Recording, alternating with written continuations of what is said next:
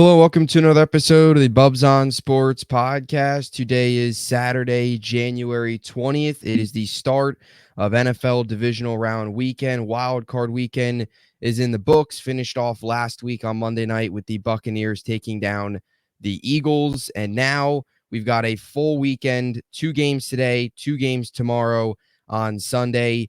I believe this is the best weekend of the NFL season because the games are much more competitive. The stakes are a little bit higher than last week, and you still get the 2 games on Saturday. You still get 2 games on Sunday. The last time this season, we'll have 2 full days of football. As always, joining me is DiMari Cooley. DiMari, thanks for coming on, and how's it going, man? Can't say I'm good this time around. Feels Yeah, like I'm kind of dragging myself out of bed to yeah. talk some football with how Dallas kind of ended last week. But I'm still looking forward to these games today and tomorrow. Like I said, we got some good matchups, some good quarterback Yep. matchups. I'm excited to see Yeah. this week, and I guess I'm just enjoying my last kind of full slate of football since next week is going to be down to 2 games. So yeah, let's get into the show today. Yeah, definitely. I think next week, and obviously after that you have the bye weekend, and the week after you basically have to wait 2 weeks for one big game on the Super Bowl. So we have to definitely enjoy this weekend because this is the final weekend with games on both Saturday and Sunday, with next weekend just the 2 games on Sunday, AFC and NFC Championship games. So you mentioned the Cowboys. Unfortunate they lost. I think I'm very surprised they lost. I did not see the Packers going in there as a 7 seed and beating them, even though history tells us that the Packers have had a lot of success against Dallas. I just did not see that happening, especially the way Jordan Love played in his first game. You expected a lot more pressure and more growing pains, but that wasn't the case. And you got to give credit to Green Bay. But for Dallas, it's another year of Super Bowl expectations, Super Bowl, aspirations, and talent on the roster. They've got the guys, but they fall short again. What was your takeaways from that game? And then Mike McCarthy returning as the head coach, which I'll be honest, I'm surprised about just from an outsider. I thought Jerry Jones would make a move after McCarthy took a 12-5 team to lose in the playoffs and is 1-3 in the postseason since coming over to Dallas, which isn't going to cut it for Jerry Jones. Are you surprised with McCarthy? What's your reaction, and then kind of just some takeaways from last week? Yeah, I'm surprised how they came out on Sunday. We kind of spoke on it off air, where Yeah. in his pressers he's kind of like, we came out and we just had a bad game, or we weren't prepared, we weren't, kind of ready to play. And we're talking about a home playoff game where you won 16 straight and you weren't prepared to play against a team who really, not to say wasn't supposed to be there, but kind of made it there at the end of Yeah. the season, and they just came out and they just embarrassed you in front of 90,000 fans, and you let Cowboy Nation down once again. But kind of on to McCarthy. I guess I understand it because, again, like we said off air too, you don't want to take a 12-5 team 3 straight years and you have to bring in a new coach, a new system, and a new coach might even mean a new offensive coordinator and new defensive coordinator, and he's going to want to kind of bring his pieces around. So to bring in like a whole new staff with these guys that know this system very well, it wouldn't have really made sense since they are right at the doorstep of a Super Bowl. So I understand him bringing McCarthy back, but then again, the part where I'm not understanding is if he wanted to win the Super Bowl, is he the guy? Because again, 12-5 in 3 straight years, and like you just said, you're 1-3 in the postseason, and the postseason losses are embarrassing. Like you are Yeah. flat out the score. Like San Francisco 2 years, back to back years might not show it, but like you're getting embarrassed in these games. You're getting punched in the mouth. You're getting bullied, and I just don't understand how a owner GM would want to stick with a coach like that doesn't have his guys prepared with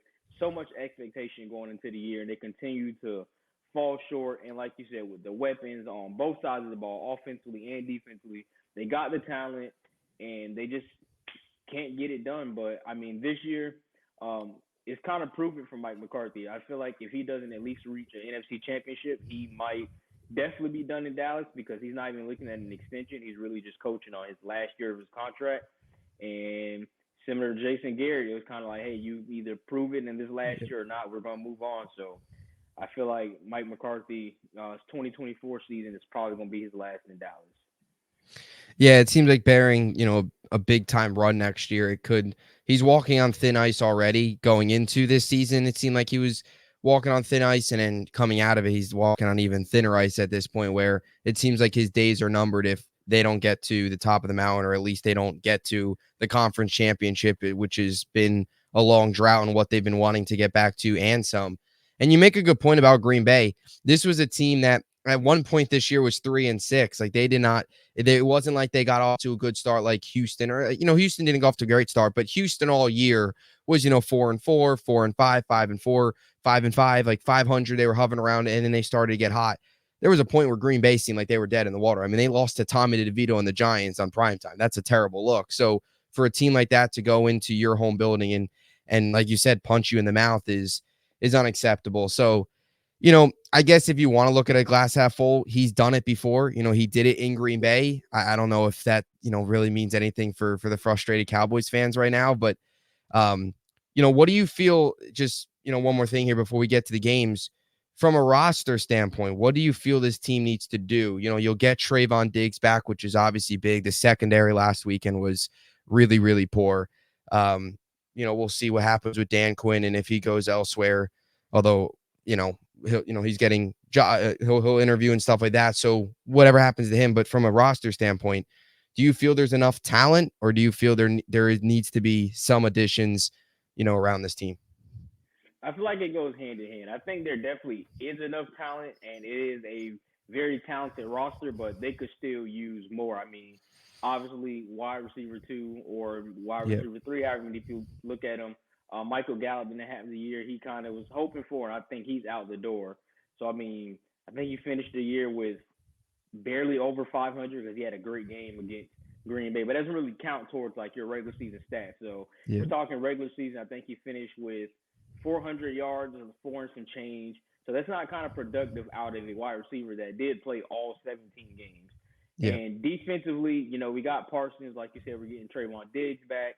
We do got Gilmore is going to be a free agent. Jaron Curse is going to be a free agent. A lot of free agents on that defensive side, but regardless of who they bring back, or who they let walk, whatever the case is. I know Leighton Vander Esch is coming back, but they kind of have to add some linebacker depth because, I mean, just looking back at that game against Green Bay, I believe out of 54 defensive plays, 48 of them, they were in either a dime or nickel look against a Yeah. run-heavy team. So, we're using these smaller hybrid safeties in the box as linebackers, which in the NFL is not going to work unless you're playing a heavy passing team, which Green Bay is not. Yeah. So unless whether that's Dan Quinn or that's a new D coordinator next year, definitely bring some linebackers in. I know a lot of guys was hurt, but bring some linebacker depth. We still need some interior defensive line depth, and you kind of touch up those few spots, and maybe we can finally get past the divisional or even wild card. Yeah. It'll be interesting to see how they approach it, but definitely a massive offseason for the Cowboys, although, every offseason for them, for a team that has Super Bowl aspirations, is huge, but especially this year with some of the questions surrounding the coach going into 2024. So now we move on to this weekend's slate of games, 2 today, 2 tomorrow. We open things up 4:30 p.m. Eastern today, so in a little over 2 hours from now, it'll be the Houston Texans and the Baltimore Ravens. I think if you're an NFL fan, you go all the way back to week 1 when the Ravens beat the Texans 25-9. It was CJ Stroud's debut. And I don't think anybody out there, if you did, then good for you, predicted that they would be back in Baltimore facing the Baltimore Ravens in the divisional round. But here we are. They're back in Baltimore. It's CJ Stroud. It's the Houston Texans, fresh off of their wild card blowout win over the Cleveland Browns against an MVP frontrunner in Lamar Jackson and the one-seeded Baltimore Ravens. This feels a little bit like, kind of just a big underdog in Houston, although I believe a lot in the Texans versus a experienced MVP candidate Ravens team that's been there, done that.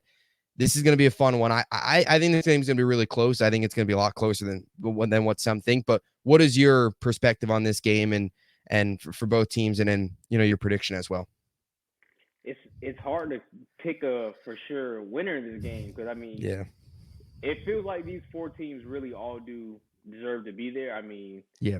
they all play some great ball this year. So with these two here, I'm really excited to see how Stroud is going to go up against this Ravens defense. I feel it's been like a lot better from the first time they played compared to now, and just Baltimore in general has been a lot better from week one until now, and that team is they're complete. And I don't think he's back this game, but Mark Andrews kind of ramping up and starting to get back, Yeah. and I feel like they're kind of looking forward to him being back next week. It was a little bit of extra motivation to go out and win today, but I don't know. I can't take nothing away from Houston. Houston is a great team. I'm watching that game last week against Cleveland, and I'm just like, this is not the same Houston team Nope. that we were watching all year. Like this is not the 4-4 Houston team that we've No. seen. I don't know. D'Amico Ryan, he's done a great job with his team. Stroud is amazing, and they're doing all this without Tank Dell. Like I got to give Houston their props, but I just feel like a young team. This is probably gonna be the day where it catches up with them. Like I say, if they were playing at home, I would lean Houston, but Baltimore has been one of the best teams in the NFL. So give me Lamar today, and I think they win by 10 points. Yeah, I think the home field advantage for the Ravens is huge, especially for a warm weather team in the Texans playing Houston, playing a dome, going to the cold weather Baltimore where there's snow on the ground. I think it's only supposed to be like 26 degrees there today. Definitely does give you the advantage towards Baltimore. But I think something that really impressed me last week for Houston was just CJ Stroud's calmness in the pocket. He was so good. He was like, it wasn't these big, a lot of it was yards after the catch, but finding the guys that were open, getting the ball out quick. The guy that he's just got incredible accuracy. It feels like he doesn't try very hard to like throw. It just goes. Like he's just got a really good arm, a lot to really like with him. And I think last week to see him comfortable and composed in his first playoff game with a lot of pressure was really, really big, I think, for Houston, for a young team to see that in their quarterback. So I'm going to go out on a limb here. I'm going to take the Texans. They're the team that I said from the start that I'm kind of jumping on the Texans train. I'm rooting for a Texans-Lions Super Bowl. I would like to see that. I think that would be good for me at least. I want that to happen. But I'm going to say the Texans win this. I don't say it with a whole lot of confidence, but I'm pulling for them. So I'm going to roll with Houston here.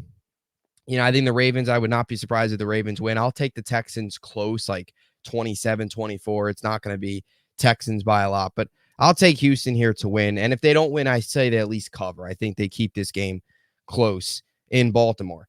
So you move on now to the final game of the day. Green Bay, San Francisco. We already touched a little bit on your Green Bay and, obviously beating Dallas. You go to San Francisco. They're the 1 seed.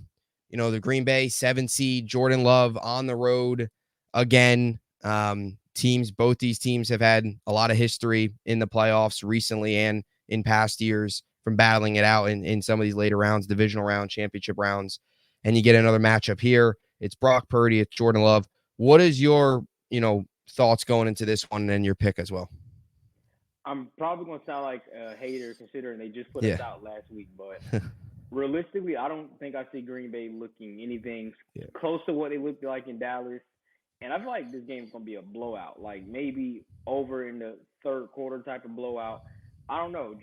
I don't see really Green Bay going into San Francisco and managing the game kind of how they did in Dallas and running the ball as well as they did. And San Francisco's not going to have, leaving guys so open that they have time to maybe sit down, eat a snack, and get back up, catch the ball, run to the end zone, kind of how they did against Dallas. And San Francisco, you're coming off bye week, so extra week of rest. And I don't know if you've seen the Shanahan interview, but he was like, we start prepping for Green Bay like second quarter of the Dallas game. So a lot of preparation. Yeah. One of the best coaches in all of football. Everyone's rested. A lot of healthy guys. I'm taking San Francisco today, and I think I'm taking them by at least 3 possessions. I know it sounds crazy, but I don't think Green Bay stands a chance. Yeah, it seems like a lot of people are against Green Bay in this one. ESPN Analytics is only giving Green Bay a 19.7% chance of winning. Last week, they played great. Jordan Love was amazing. Going from Brett Favre to Aaron Rodgers to Jordan Love they're spoiled. They get so lucky that they've had all of these quarterbacks over the last 20 years, and here comes Jordan Love, another great quarterback that'll probably end up on the Jets one day, washed and do nothing. But I think from a Niners perspective, you get Brock Purdy's been amazing this year. You got CMC, who I think deserves maybe a little bit more attention in the MVP conversation than maybe some have given him. Not taking anything away from Lamar. I just think, CMC is a monster, easily the best running back in the NFL.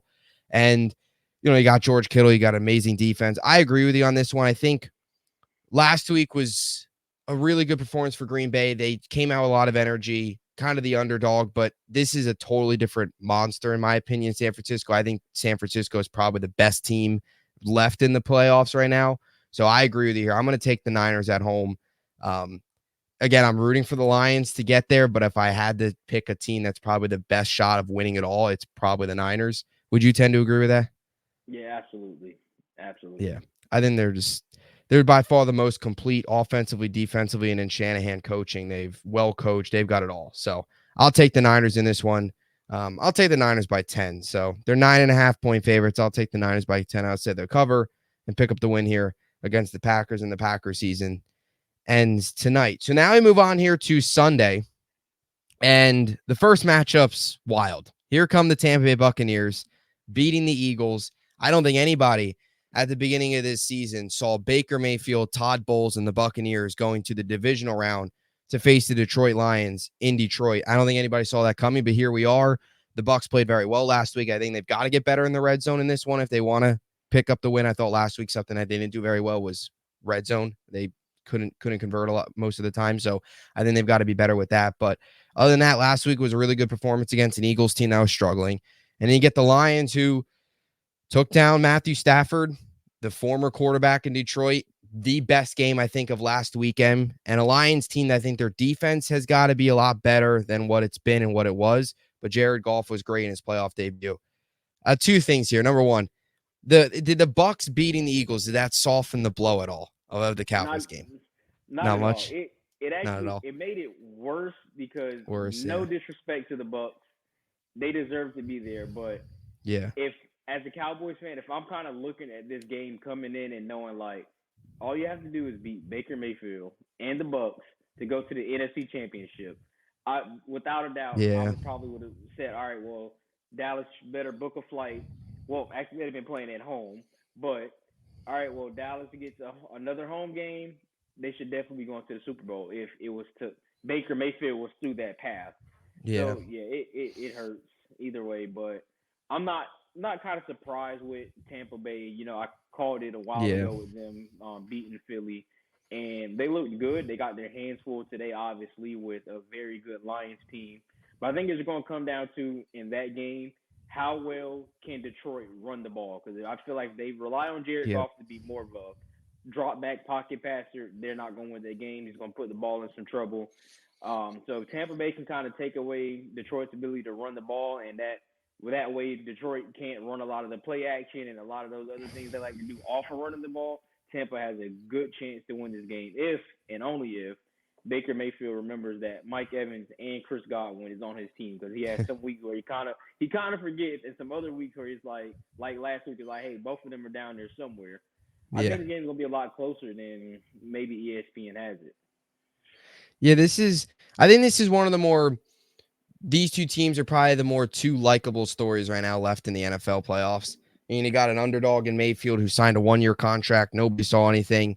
All of us. I mean, I remember sitting there. I went to Jets training camp, and it was, when they did the joint practice with the Bucs, and I remember sitting there, and the talent gap, it seemed, was so far. Like the Bucs there was no real talent. It didn't really seem like they had much talent. They had Evans and Godwin, but some people were saying, oh, could they be gone by the deadline? Baker Mayfield's going to do nothing. This is a bridge quarterback. They're going to win 4 games, get a top 5 pick, and Todd Bowles is going to be out of there, and they're going to find their next quarterback. And here they are 9 wins later. And then Detroit out, obviously, finally getting a home playoff game. Dan Campbell, that story. Jared Goff, kind of an underdog story as well. So, you make a good point about Detroit. That backfield of David Montgomery and Jahmyr Gibbs has been so good.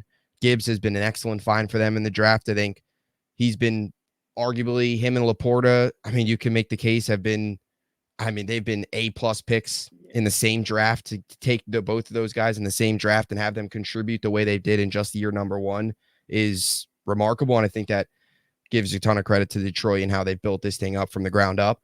I'll take Detroit in this one. I'll take the Lions. I think it's going to be close. I wouldn't be surprised if the Bucs win this game. I wouldn't be. I mean, I picked against, again, I'm rooting for Detroit, but I picked against the Lions last week. I think the Bucks come out and you know, like I said, go out there and throw the ball to Mike Evans and Chris Godwin, just chuck it up and hope that they can run under it like they've been doing. Um, they could come away, but I'll take the Lions at home. I don't know. Would you say the Rams were probably a bigger threat than the Bucks? Yeah, yeah, Yeah, absolutely. I mean, Bucks kind of not got lucky, but they kind of like yeah, Green Bay. They just had they had a struggling opponent, but yeah, you know, some favorable things went their way kind of last week with who they were playing, home field advantage, those type of things. But I don't think they're on the same caliber as the Rams were. But yeah, you never know. It's any given Sunday. yeah. Definitely, I agree. Did you? So you got Detroit take coming away, right? I'm going to take Detroit. Yeah, Like you said, I would not be surprised if Tampa Bay does pull this off just because how good they are yeah, defensively and being able to really shut down what the other team likes to do the most. Yeah, I'm going to take Detroit, but just if Tampa does win this, I just feel like 3-4 years ago, if you would have kind of been from the future and said Baker Mayfield will be in the NFC Championship with the yeah. Bucks, I would have thought you were insane. But I'm going to take the Lions on this one today. Yeah, to Baker Mayfield top bowls in the NFC Championship game was not something that I saw at the beginning of the year.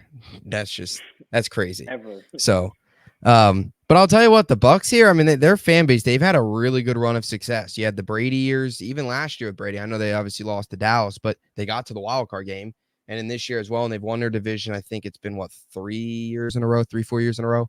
So they've had some success, and it seemed like once Brady left, they were done. But they've kind of been one of the rare teams to go all in for a championship and still find some success post, whoever they go all in for. A lot of times teams go all in and then for 2 3 years, and once those 3 years are over, it's another long extended rebuilds. But that hasn't been the case, and their fans have gone some good football this season. So you move on here to the final game of the weekend.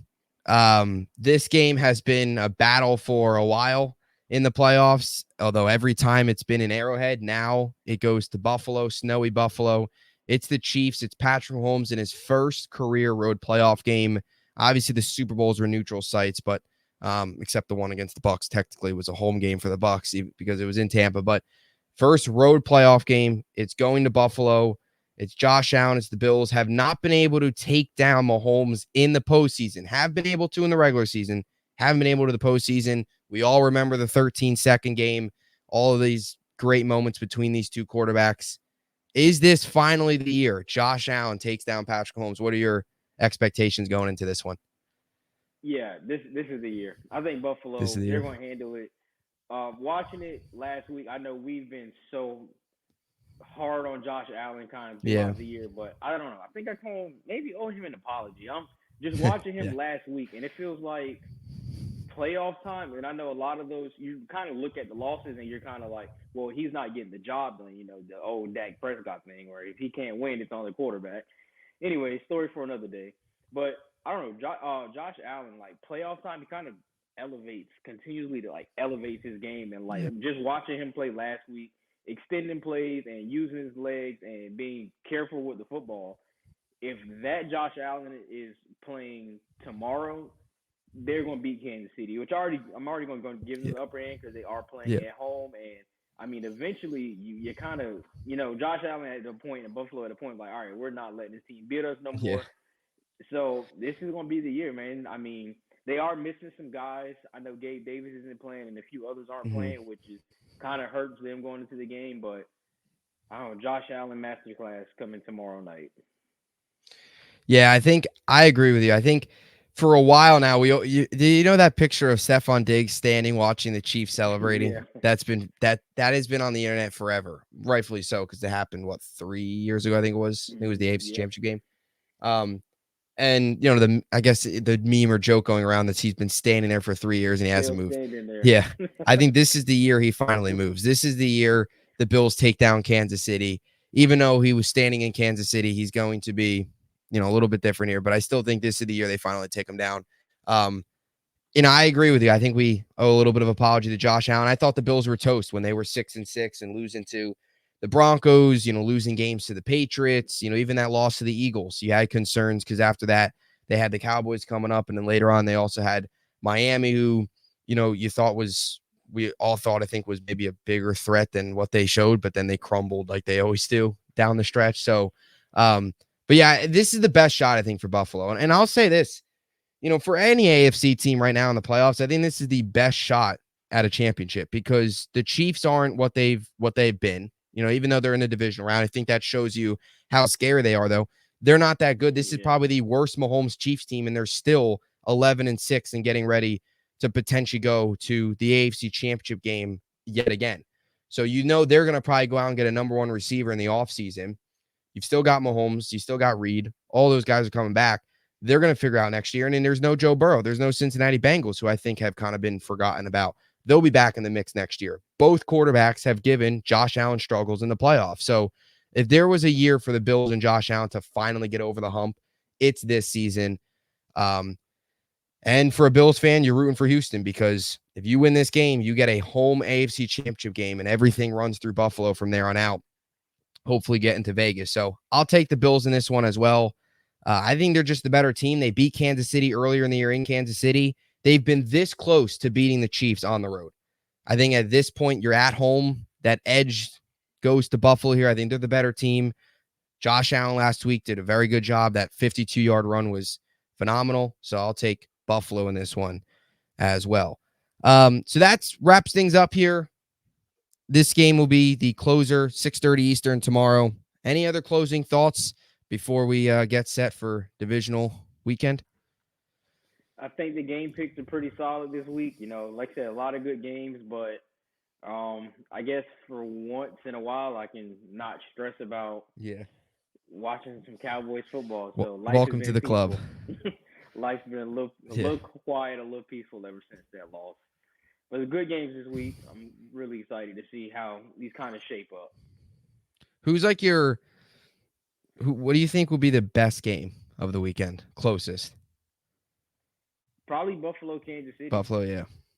Yeah, I think so too. I think it'll be Buffalo, Kansas City. Blowout, probably the Niners. I think we both talked about that a little bit.